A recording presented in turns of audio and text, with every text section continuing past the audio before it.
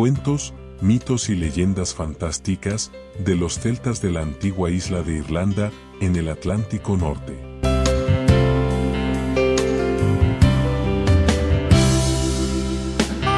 La mitología de los celtas de la antigua Irlanda abarca una riqueza cultural repleta de héroes, dioses y criaturas mágicas. Irlanda es uno de esos lugares increíbles en los que la magia del pasado está más presente y se deja sentir con cada paso que se da. Su pasado, hasta el más lejano de todos, sigue latiendo con fuerza y deja claro que donde están y hacia dónde van es fruto de lo que fueron. Sus canciones y cuentos populares guardan la esencia de las leyendas que, en otros tiempos, fueron contadas como la verdadera historia del mundo.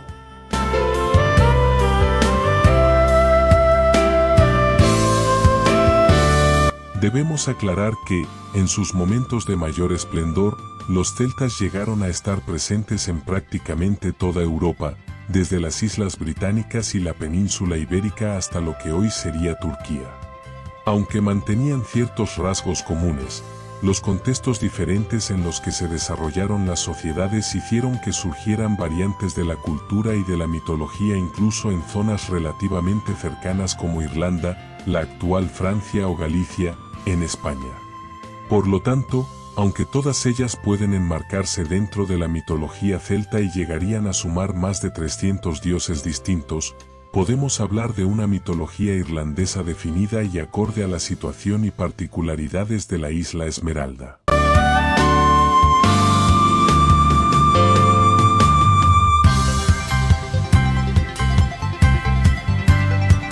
Las viejas leyendas irlandesas siguen un modelo similar al de otras culturas antiguas como la griega o la romana, ya que mezcla acontecimientos históricos y hechos legendarios y los sitúa en un mismo plano de la realidad, entrelazándolos y justificando unos con otros.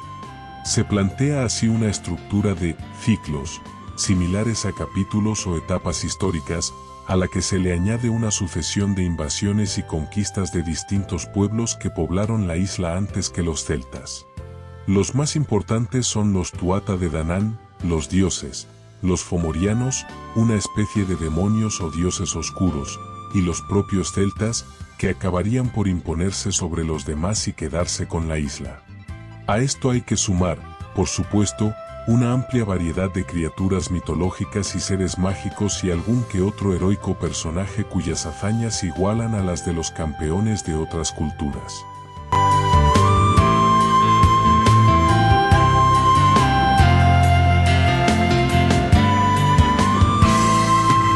La creación del mundo. En un principio, no existía nada salvo la tierra y el mar. De la espuma que surgía del mar cuando entraba en contacto con la tierra nació Eyocha, una yegua blanca que se alimentaba del fruto de un gran roble que había junto a la costa. Eyocha dio a luz a Cernunnos, el primer dios, con el que se aparearía y tendría la primera generación de dioses. Los partos eran tan dolorosos que Eyocha pateó el roble, lanzando trozos de corteza contra el mar de los que nacerían los gigantes. Los primeros dioses usaron la magia del roble para crear los bosques y a los animales salvajes, los caballos, las armas, los primeros instrumentos musicales, arpas, y el fuego. Tras una primera guerra contra los gigantes, que intentaron invadirlos, la diosa Danu tuvo como descendencia a los Tuatha de Danann, la nueva generación de deidades.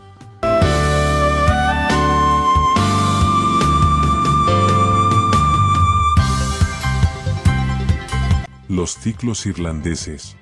Los principales acontecimientos, héroes y deidades de la mitología celta están recopilados en los llamados ciclos, relatos que suelen datar de la Alta Edad Media y que son el resultado de la transición de la tradición oral a la escrita. El primero es el ciclo mitológico, que trata la creación del mundo y de los primeros dioses, así como las guerras de los Tuatha de Danann contra los fomorianos. El ciclo del Ulster y el ciclo feniano narran numerosas epopeyas y heroicidades de personajes como Cuchulainn o Fionn Mac Cumaill y se corresponden con la llamada Edad Heroica. Por último, el ciclo histórico pierde en gran medida los elementos fantásticos y comienza a dibujarse como una crónica sobre los reyes y familias nobles de la isla.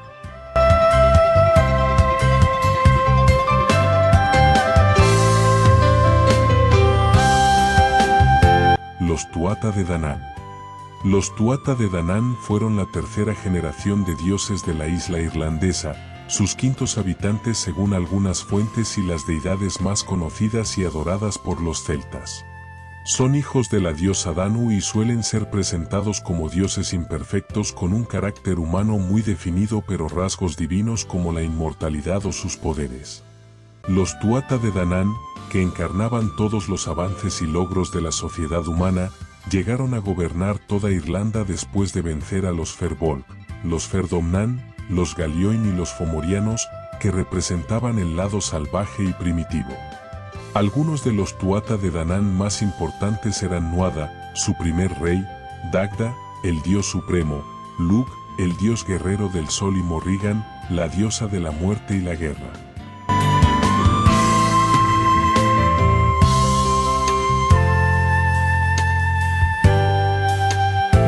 La conquista de Irlanda.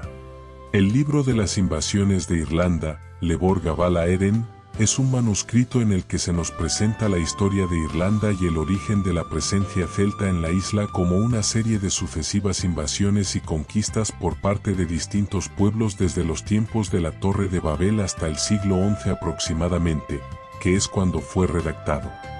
Dividido en 13 partes, el texto busca, de alguna manera, justificar la presencia y el dominio celta en la isla al tiempo que introduce elementos de su mitología como las guerras entre los Firbolg y los Fomorianos contra los Tuatha de Danann. Al final son los milesios, celtas provenientes de Galicia, los que llegan a las costas irlandesas, derrotan a los Tuatha de Danann y se hacen con el control de la isla. Desde ese momento, y para mantener algo de interés en la historia, los Tuatha de Danann se ocultarían en palacios bajo tierra y gobernarían sobre todas las criaturas mágicas, hadas y duendes, de Irlanda.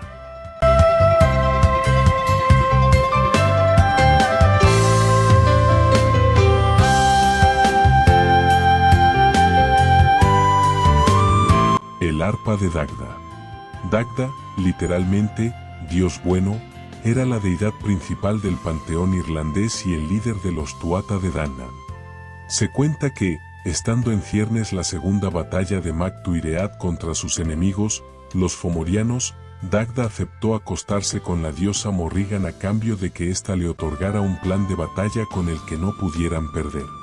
Mientras yacían juntos, una avanzadilla de Fomorianos entró en el campamento de Dagda y le robó su arpa mágica. Daga, Lugh y Ogma se infiltraron en la base enemiga y recuperaron el arpa, escapando sin necesidad de desenfundar la espada gracias a una melodía que tocó Dagda y que durmió al enemigo. Se dice que el dios utilizó ese arpa para unificar a los pueblos de Irlanda y traerles alegría a través de la música.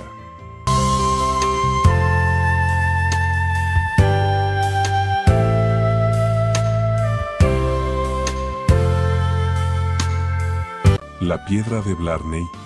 Esta fortaleza del siglo XIII posee un misterio bastante peculiar, incluso en comparación con otros misterios y mitos irlandeses.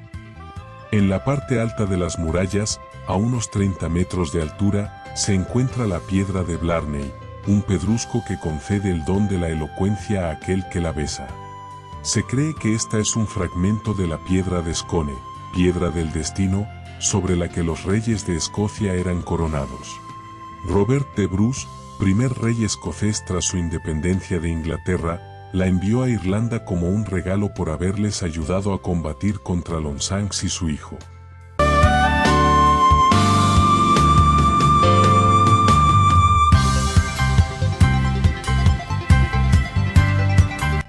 La simbología del trébol.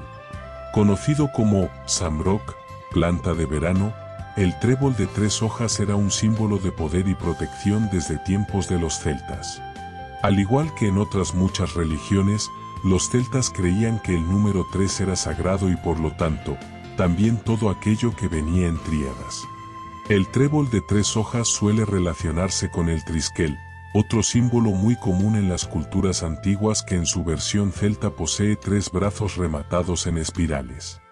La creencia popular afirma que San Patricio utilizó el trébol de 3 hojas para explicar el misterio de la Santísima Trinidad a los paganos y así convertirlos al cristianismo.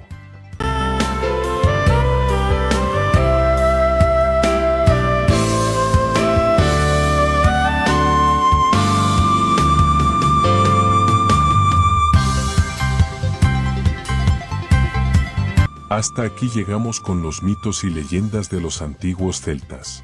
En el siguiente vídeo, continuaremos descubriendo el apasionante legado cultural de estos grupos legendarios. Si te gustó el vídeo, agradece con tu like, suscribe y comparte. Muchas gracias. Hasta pronto.